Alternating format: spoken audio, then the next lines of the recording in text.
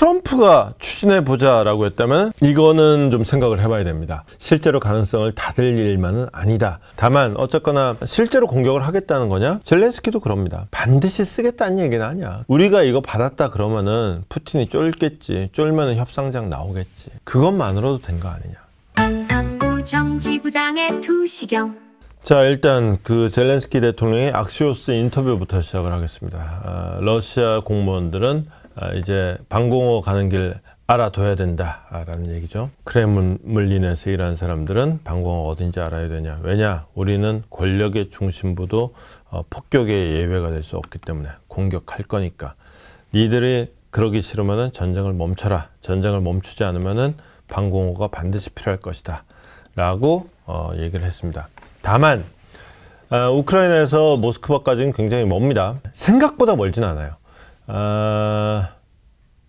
서울 부산보다는 조금 멀어요.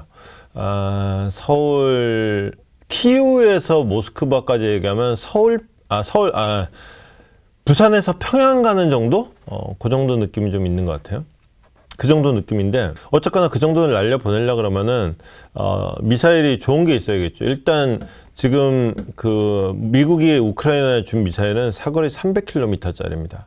근데 거기 거리가 한 500km 돼요. 그러니까 500km 이상 가는 미사일이 있어야 된다는 게 이게 첫 번째 조건.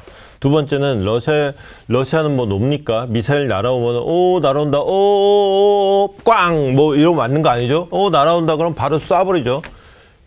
방공망을 뚫어야 돼요. 요격망을 뚫어야 되는. 그러니까 이제 첨단 미사일이 되는 거죠. 그래서 뭔지 이 사거리 500km를 넘고 요격망도 뚫을 수 있는 이 미사일이 뭔지는 얘기를 안 했는데 하여튼 젤렌스키가 원하는 무기를 어제 트럼프 대통령 만나가지고 얘기를 했다. 얘기를 했더니 트럼프 대통령도 말하기를 추진해보자. 이게 이제 외교적인 언사로 보면은 이거를 예컨대 일반적인 외교관, 직업 외교관이 만약에 이 미사일이 있으면 좋겠습니다 라고 얘기하면은 한번 생각해 봅시다, 추진해 봅시다 라고 일반적인 직업 외교관에 얘기했다 그러면 이건 안 한다는 얘기예요. 그리고 좀 외교를 아는 대통령이 하는 얘기라도 이거는 안 한다는 얘기예요. 그런데 트럼프가 추진해보자 라고 했다면 이거는 좀 생각을 해봐야 됩니다. 일반적인 문법하고 좀 다른 식으로 쓰일 수 있기 때문에 트럼프의 화법은 좀 다르기 때문에 실제로 가능성을 닫을 일만은 아니다 라는 측면을 좀 생각을 해봐야 되겠고요. 다만 어쨌거나 실제로 공격을 하겠다는 거냐? 젤렌스키도 그럽니다. 반드시 쓰겠다는 얘기는 아니야. 그 무기를 받는다고 해서 쓰겠다는 얘기는 아닌데 우리가 이거 받았다 그러면은 푸틴이 쫄겠지. 쫄면은 협상장 나오겠지. 그것만으로도 된 거 아니냐. 근데 이제 이 기사를 보면서 저는 과연 무엇일까?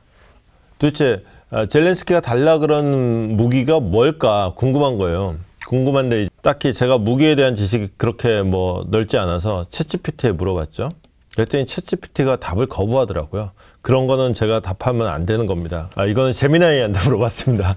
제미나이가 대답해 주기를 제미나이가 얘기하는 거는 한 3가지 정도의 대안이 있더라고요. 근데 일단 이거는 전 별로 말이 안 되는 것 같아요. 우크라이나가 자체 개발을 할 것 같으면 뭔 자체 개발을 해.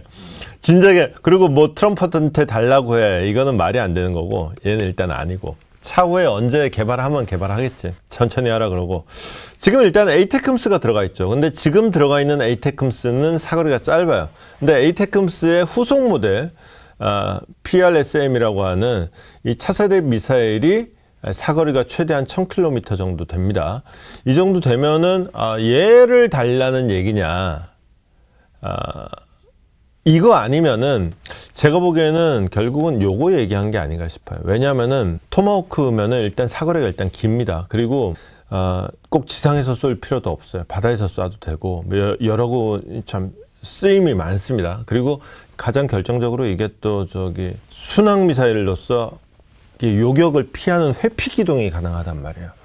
그러면은 진짜로 정말로 크렘린을 때린다 그러면은 그냥 만약에 진짜 때리면 3차 대전이 일어날 일이에요. 진짜로 너무너무 판이 커지기 때문에 말이 안 되지만 그렇다더라도 만약에 진짜 때리려 그러면은 사실은 제일 효과적인 건 토마호크가 맞죠.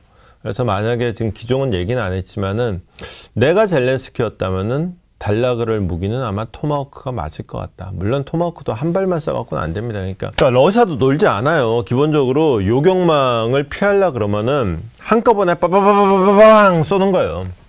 그러면 그 중에 한 대는 가서 맞아라. 이제 이렇게 되는 거죠. 물론 요격망도 마찬가지입니다. 한 대 날아오니까 한 대 쏜다. 그러니까 어느 세월에 빠바바바방 쏴가지고 그 중에 한 대 맞아라. 이제 이렇게 되는 거죠. 요 정도의 상황이 되지 않겠느냐. 하여튼 그 기본적으로는 블러핑이에요. 요걸 가지고 만약에 진짜 쏜다. 그러니까 트럼프로서도 그런 거죠. 토마호크를 만약에 준다. 내가 주긴 주는데 이건 말로 장사하라고 주는 거지 네가 진짜 쏘라고 주는 거 아니다. 이게 행여라도 진짜 나가서 크렘린의 예컨대 앞에 광장 바닥에라도 떨어진다. 큰일 나는 겁니다. 그 이후 상황은 진짜 누구도 예상하기가 쉽지 않죠. 지금 러시아 내부의 전쟁 분위기가 어느 정도 될지 이게 뭐 러시아 내부에서 흘러나온 얘기들은 가짜뉴스가 거의 대부분이고 진짜 민심은 뭐 도대체 믿을 수가 없어서 잘 모르겠지만 상식적으로 생각해 봤을 때 그 민심이 좋다 그러면 그건 이상한 거거든요. 제가 이런 얘기하면은 가끔 댓글에서 그럽니다. 이 러시아 상황을 진짜 모르네. 러시아 내부의 이야기를 들어봐요 그러는데 그 러시아 내부의 이야기라고 굉장히 신선한 얘기니까 귀가 솔깃하잖아요. 그 대부분 가짜뉴스입니다. 그냥 전쟁에서 당국이 얘기하는 얘기는 대부분이 가짜뉴스예요. 나폴레옹이 그 사람은 물론 대부분 전쟁을 잘하긴 했습니다만은 심지어 그 전쟁을 잘한 나폴레옹마저도 전쟁 중에 본인이 본국에다 보낸 소식은 대부분 다 가짜뉴스였어요. 아니면은 최소한 과장된 뉴스였거나 왜곡된 뉴스였거나 그거를 러시아 내부의 목소리를 들어보세요 그러면서 러시아 얘기를 철석같이 믿으면은 저는 세상 천지에 거의 사기치면 100% 걸려들 정도로 순진한 사람이에요 라는 자랑을 하는 거예요. 그러면 안 되는 거예요. 전쟁 중에 당국자의 발표를 액면 그대로 믿는 거 큰일 날 말입니다. 오늘도 밝혀본다 두시경 너머의 진실 복잡한 세상 단 하나의 눈 기자의 시선이